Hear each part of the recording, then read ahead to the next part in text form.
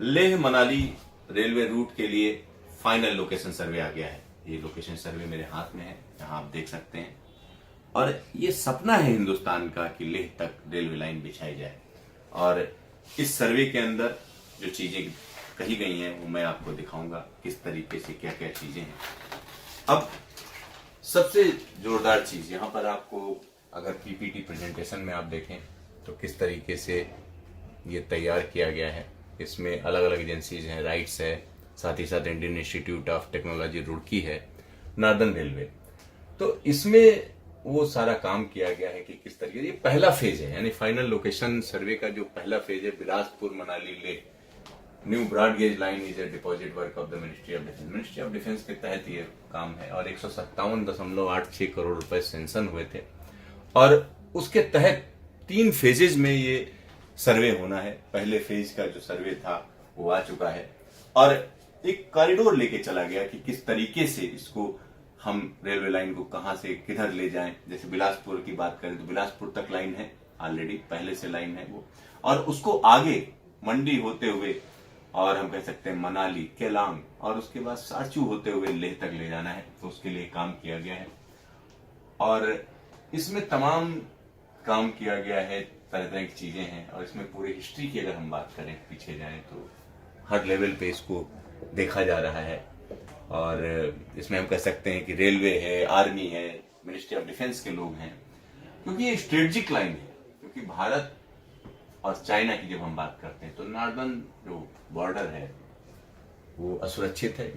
अब यहां आप देख सकते हैं किस तरीके से भानुपल्ली तक पहले से लाइन है, भानुपल्ली से बिलासपुर तक लाइन डाली जाएगी और फिर बिलासपुर से बेरी, फिर मंडी और उसके बाद कुल्लू मनाली होते हुए लेह के लिए लाइन जाएगी, जो आप यहां पर देख सकते हैं। और जब हम बात करते हैं भानुपल्ली की, तो भानुपल्ली जुड़ा हुआ है चंडीगढ़ से पहले से इसका कनेक्शन है, यानी और चंडीगढ़ दिल्ली से जुड़ा हुआ है। मतलब चंडीगढ़ और उसके बाद यहां से जब जाएंगे तो भानुपल्ली, और भानुपल्ली या आनंदपुर साहिब होते हुए जब भानुपल्ली पहुंचेंगे वहां से ये लाइन कनेक्ट होगी, वहां से ये लाइन शुरू होगी और बिलासपुर से होती हुई ये लाइन हम कह सकते हैं लेह तक जाएगी।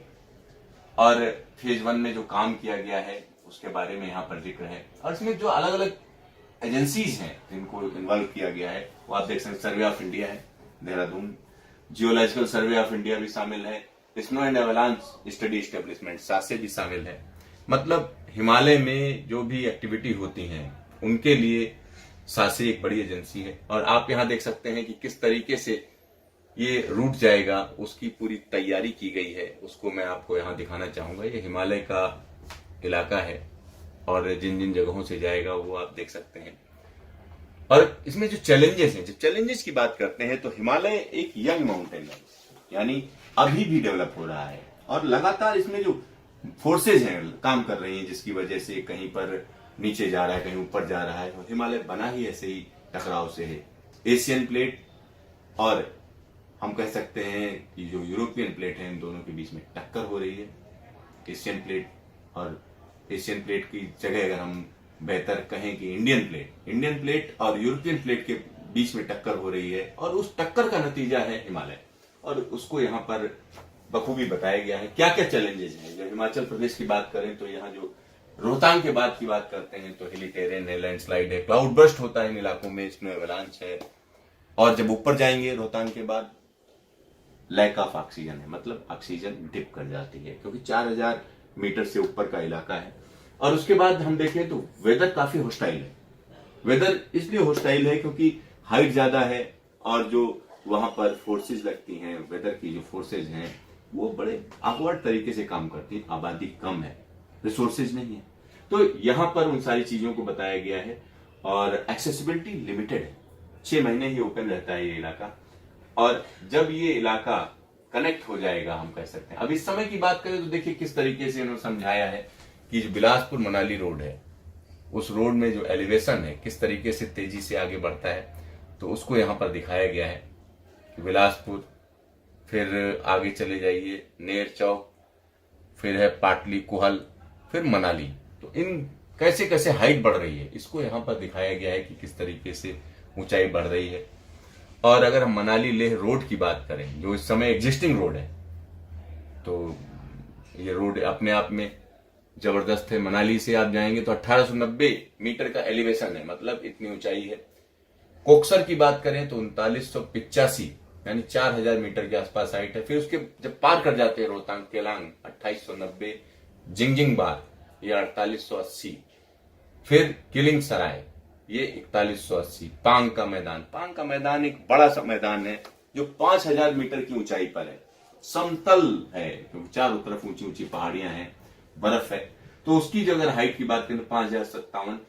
फिर आगे चलते चले ये डेबरिंग है। फिर लास्ट में आकर लेह की बात करें तो लेह जो है 3390 मीटर की ऊंचाई पर है। तो इससे दिखाया गया कि किस तरीके से अगर हम रोड से जाते हैं तो किस तरीके से ऊंचाई नीचाई होती है। हम मनाली से चले केलांग चढ़ गए, केलांग से फिर नीचे आए, फिर जिंगजिंग बाहर गए, उसके बाद किलिंग सराय गए, फिर संगथा गए, फिर डेबरिंग आए, डेबरिंग से नीचे उपसी होते हुए लेह पहुंचते हैं। इसको दिखाया गया है। साथ ही साथ हिमालय की जो फिजियोग्राफी है उसके बारे में बात की गई। यहां जो मैं आपको बता रहा था कि किस तरीके से फोल्ड और फॉल्ट है, तो ये तिब्बत प्लेटो की यहां पर बात की जा रही है। एक तरफ से इंडियन सब कॉन्टिनेंट की जो प्लेट आ रही है वो टकरा रही है, और जो तिब्बतन प्लेटो या यूरोशियन कॉन्टिनेंट बोलते हैं, तो इन दोनों के बीच जो टकराव हो रहा है, इंडियन प्लेट नीचे जा रही है और हिमालय बन रहा है।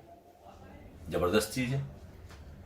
लेकिन ये नेचुरल जो फोर्सेज हैं उनका असर ये है कि ऊंची ऊंची हिमालय की चोटियां बन रही हैं और वहां पहुंच पाना मुश्किल है। यहां पर दिखाए गए किस तरीके से रिवर सिस्टम है, झेलम, चेनाब, रावी, ब्यास और सतलज। और गंगा रिवर सिस्टम की बात करें तो अलकनंदा, भागीरथी, यमुना, ये हिमालय की बड़ी नदियां हैं।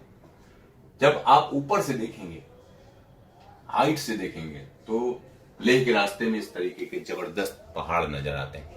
ग्लेशियर हैं, ऊंची ऊंची पहाड़ियां हैं, जंस्कर वैली है, लद्दाख रेंज है। इस तरीके की तमाम हम कह सकते हैं चोटियां हैं जिनको जो है आप देखेंगे तो अचंभित हो जाएंगे। फिर यहां से देखिए किस तरीके से एरियल व्यू है माउंटेन्स का। तो ये हिमालय का वो इलाका है जो काफी खतरनाक है। इसको पार करने की यहां पर कोशिश की जा रही है।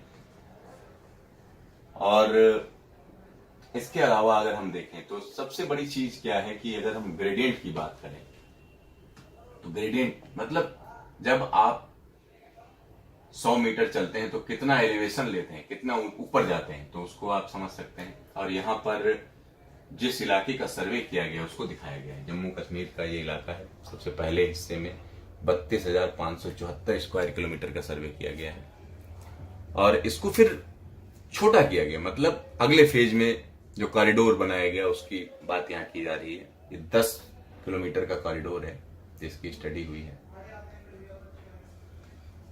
और अगर हम ट्रैफिक की बात करते हैं तो ट्रैफिक देखिए, जो अंदाजा लगाया गया 30 स्पेशल ट्रेन होंगी जो चलेंगी इस इलाके में। फिर आप देख सकते हैं ये मेन जो लाइन है वो कहा जा रहा है कि इसका इस्तेमाल आर्मी करेगी, भारतीय सेना करेगी, क्योंकि ये ऐसी जगह नहीं है जिसमें ढेर सारे लोग हमेशा जाते हो। टूरिस्ट सीजन होता है, उस सीजन में ही जाते हैं लोग। तो इसका सबसे बड़ा जो हम कह सकते हैं सामरिक महत्व है। सामरिक महत्व होने की वजह से भारत सरकार के लिए काफी इंपॉर्टेंट है। और भारत सरकार क्या हम कह सकते हैं पूरे हिंदुस्तान के लिए इंपॉर्टेंट है, क्योंकि लेह को पूरे साल जोड़े रखना। अब यहां पर बिल्कुल आप समझ सकते हैं जैसे कि श्रीनगर को हम कह सकते हैं जम्मू से जोड़ने की जो प्रोजेक्ट चल रहा है, उसी तरीके का टफ प्रोजेक्ट है ये। और ये प्रोजेक्ट टफ इतना ज्यादा है कि अगर आप देखें तो किस तरीके से क्या क्या कटिंग होगी, तो आप समझ सकते हैं। जो कास्टिंग है, कास्टिंग की गई है, कितनी कास्टिंग होगी। तो यहाँ पर टनल बनेगी और टनल जिनकी लेंथ 3 किलोमीटर से कम है उसमें 80 करोड़ लगेगा। टनल लेंथ जिसमें 3 किलोमीटर से ज्यादा है, तो इस तरीके से एक अंदाजा लगाया गया, समझाया गया किस तरीके से। अब इसमें अलग अलग कॉरिडोर के बारे में सोचा गया, जब काम किया गया। तो यहाँ बिलासपुर से मंडी आएंगे, मंडी से ओट, फिर कुल्लू, मनाली, कोक्सर, केलांग, जिस्पा, सरचू, पांग, डेबरिंग, क्यारी, उपसी और लेह। एक रास्ता ये तय किया गया। एक और सोचा गया जिसमें हम कह सकते हैं जो येलो रंग से है, आप देख सकते हैं बिलासपुर से मंडी, ओट, कुल्लू, मनाली और फिर केलांग से आगे जो जिस्पा है, जिस्पा के बाद ये रास्ता बदलेगा और यहां से पदम होते हुए और चिलिंग होते हुए, नीमू होते हुए लेह आना था। इस रास्ते को भी खारिज कर दिया गया क्योंकि ये रास्ता वाइबल नहीं दिखा। उसके बाद एक तीसरा रास्ता आप देख सकते हैं जो व्हाइट कलर का है। यहां देखिए, बिलासपुर, मंडी, ओट, कुल्लू, मनाली, केलांग, जिस्पा और उसके बाद सरचू, फिर पांग। पांग में एक दूसरा रास्ता लेते हुए डेबरिंग से एक शॉर्टकट लेके उपसी और ले। उसके बाद जब ये सारी चीजें की गई तो फिर देख पाया गया कि एक निश्चित रास्ता बनाया जाए। तो जो कंसेंसस हुआ वो ब्लू वाला जो रास्ता आप देख रहे हैं, बिलासपुर, मंडी, ओट, कुल्लू, मनाली, कोकसर, केलांग, जिस्पा, सारचू, पांग, डेबरिंग, कियारी और उसके बाद उपसी और फिर ले। तो अब ये इस रास्ते पर फोकस किया जा रहा है और इसके लिए आप देख सकते हैं कि किस तरीके से क्या क्या हाइट रहेगी उसको दिखाया गया यहाँ पर, किस किस हाइट पे जाएगा। फिर यहाँ पर आप समझ सकते हैं कि 1:60 ये सारा अलग अलग चीजों को सोचकर कि कहाँ क्या किया जाए, कौन कौन से रास्ते होंगे, उन रास्तों के लिए क्या दिक्कतें आएंगी, किस किस तरीके। अब जियोलॉजिकल एस्पेक्ट देखिए क्या क्या है कि इस इलाके में जब जाएंगे तो आप समझ सकते हैं अलग अलग जगहों पर नदियां हैं, साथ ही साथ ऊंचे ऊंचे पासेज हैं। अगर पासेज की बात करें, रोहतांगला, फिर आप आ जाइए बारालाचाला, नाकीला, लाचुंगला, तंगलंगला। तंगलंगला की बात करें तो 5300 मीटर से ऊंचा जो है ये पास है और यहाँ पर आप समझ सकते हैं कि क्या क्या चीजें हैं। टनल इंजीनियरिंग की बात क्योंकि पूरा जो प्रोजेक्ट बनेगा उस पर ध्यान रखा गया है। 52% हिस्सा टनल्स के जरिए गुजरेगा, तो यहां उसको दिखाया गया है। और ब्रिजेज रहेंगे, ढेर सारे ब्रिजेज रहेंगे क्योंकि अलग अलग रिवर्स हैं जिनको आप सतलज, ब्यास, सुकेती, उही, पार्वती, चंद्रा, भागा और इंदस, तो इस तरीके की बड़ी बड़ी नदियां जो है उनको नदियों के बारे में दिया हुआ है क्या क्या है। तो यहां आप समझ सकते हैं कि ये कठिन काम है, आसान नहीं है, काफी कठिन है। और कठिन होने के साथ साथ हम ये कह सकते हैं कि ये जबरदस्त काम है क्योंकि इस तरीके का काम पहले कभी हुआ नहीं है। अगर हम चीन की बात करते हैं तो चीन में जिस तरीके से चीजें हैं वो अलग हैं। अब अलग अलग उपसी और लेह के सेक्शन की अगर बात करें तो 51 किलोमीटर होगा, करोड़ लेंथ 16 होगी, ठीक। और इसमें ब्रिजेज होंगे, टनल नहीं होगी क्योंकि प्लेन इलाका है।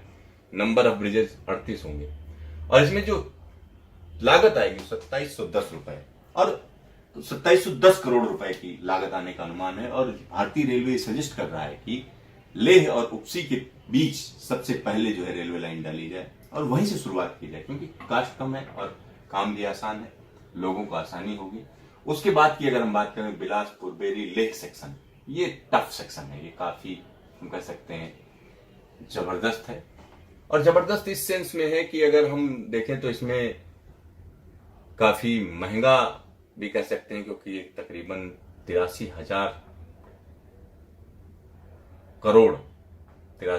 करोड़ रुपए की इसमें लागत आएगी। उसकी सारी एनालिसिस है, किस किस तरीके से टनलिंग होगी, क्या क्या होगा और सारी शॉर्टेस्ट कॉरिडोर, ये तमाम फीचर्स की स्टडी की गई है और जिनको बताया गया है। और उसकी एक कॉपी भी हमारे पास भी है और ये तो हम आपको दिखाई रहे थे। और किस किस तरीके से अलग अलग एजेंसीज हैं जो काम कर रही हैं।